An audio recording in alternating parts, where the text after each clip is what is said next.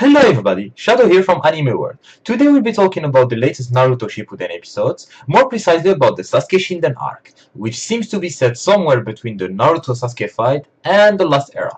I'll see you guys after the intro for more details about this.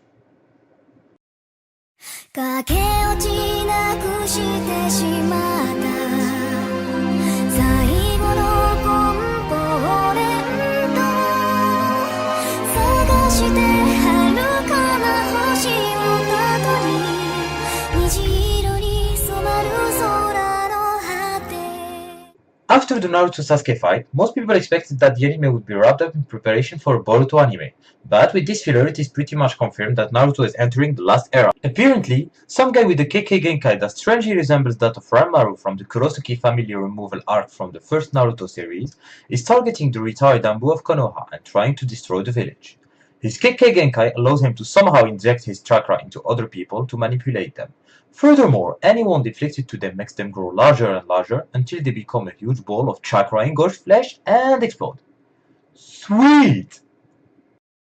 Since this genjutsu is the work of a Kekkei Genkai user and it cannot be dispelled even by Sakura, the village decided to send Sasuke to investigate. We follow his story from there on, and I have to say I'm really enjoying it so far.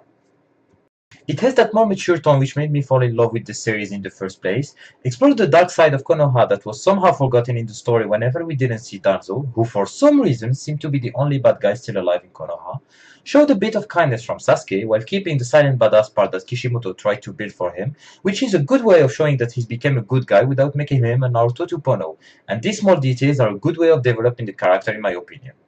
And I really think it is a really nice change of pace to show us that Konoha, despite being shown as a holy place full of Naruto wannabes, still did a number of bad things on other people, which is really important to keep a realistic feel in the series.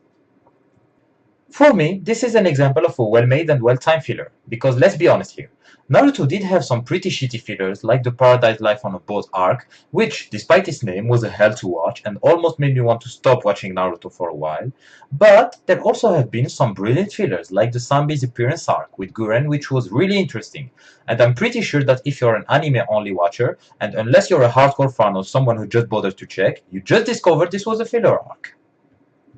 Most of the fillers were also pretty good. The main reason people hated them is because they were bleach fillers, and also because there were too goddamn many fillers succeeding each other and disturbing the flow of the Madara fight, or what people came to know as Mugen filler Yomi.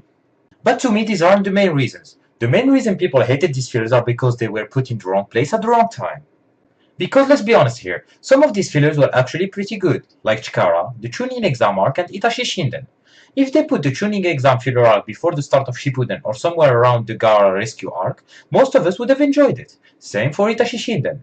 If they aired it before the 5 Kage arc when we learned that Itachi was actually a nice guy, or during the fight versus Kabuto, most of us would have loved it and it would have made us more emotionally attached to the later parts of the story.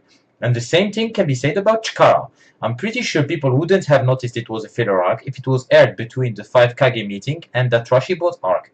With a bit of tweaking, it could have served to hype Kabuto and foreshadow the Great Ninja arc without people even noticing they're watching filler, unless they checked.